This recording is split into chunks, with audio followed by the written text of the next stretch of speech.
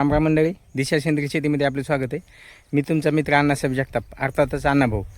मित्रांनो, मागच्या व्हिडिओमध्ये तुम्हाला सांगितलं होतं की जी आपली इकाडी ही 1.5-2 एकरची बाग आहे, ही बिना मेहनतीची. त्याच्यात कोणतं रासायनिक खत नाही, औषध नाही, फवारणी नाही, एवढं असूनसुद्धा त्याच्यात कसली मेहनतसुद्धा नाही. पण बाग चांगली फुटली. आता पाण्याला आलेली, आता काही पाण्याच्या अडचणी आहेत, तर ते 2-3 दिवसात त्याला पाणी सोडायचं आहे. पण त्याच्यानंतर तुम्हाला एक बाग हे झाड दाखवतो. हे झाड आपल्या वळणावर कोया खाऊन पडलेलं आहे. आणि ह्याच्या अगोदर बी गेल्या वर्षी तुम्हाला व्हिडिओ दिला होता की 4 ते 5 वर्षात ह्याला हे झाड आहे 5 वर्षाचं. आता वर तार आहे, ही तार तुम्हाला दिसत असेल, तारचे दाखवतो तुम्हाला. आता बघा मित्रांनो, तुम्हाला हे दाखवतो. हे 4-5 वर्षाचं झाड आहे, 5 वर्षाचं. आता 3 टप्प्यात मोहर फुटला. ह्याला थोडक्यात सांगतो, हे 3ऱ्या टप्प्यात फुटलेला आहे, हे 2ऱ्या टप्प्यात. आणि पहिल्या टप्प्यातलं तुम्हाला दाखवतो. इथं माल सेटिंग दिसतंय तुम्हाला, बघा आता झूम करून दिसतंय ना. ह्या बघा, हे सेटिंग केलेलं, ह्या बघा पहिल्या टप्प्यातला माल आहे, मोहर फुटलेला. हे बघा, इथंच म्हणून नाही, अशा लय जागा फुटलेल्या आहे. ह्या बघा इथे. आणि महव्याच्या माश्या हे ते तुम्हाला इथं दिसते ना, बघा ह्या बाय महव्याच्या माश्या तुम्हाला दिसत असेल. इतक्या महव्याच्या माश्यात आता इथून मुद्दाम तुम्हाला दाखवतो वरच्या बाजूला किती मधमाशा. आणि मधमाशामुळे एवढे लोक बेजार आहेत, मधमाशीसुद्धा पाहायला भेटत नाहीत. आपल्या इकडं भरपूर मधमाशा पाहायला भेटतात, भरपूर. हे कशामुळे माहिती का, जर आपण कोणतं केमिकल हे वापरलं असत मधमाशी तर हे तर दिसतात बघा तुम्हाला. आता न्यावून जर बघितलं तुमच्या लक्षात येतात मधमाशा.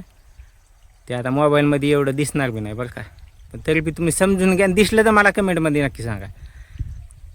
आता लोक पेट्या आणायलेत, कुठं काय व्हायलेत, पण तुम्हाला खोटं सांगत नाही मित्रांनो. इथं 2 मऊ आहेत, इथं एक आहे आणि इथं एक आहे. आता आंब्याला मी ह्याच्यात नाही बघितलं, आणि आपण कोणता मोहळ काढत नाहीत किंवा त्याला कोणाला काढून बी देत नाहीत.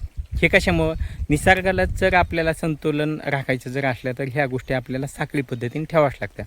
जर आपण मोहळ काढलं तर आपल्याला मधपेटी आणावं लागेल. मधपेटी उन्हाळ्यात जागवायची म्हणल्यावर त्याला वेगळं काहीतरी करावं लागेल, वेगळा खर्च करावा लागेल.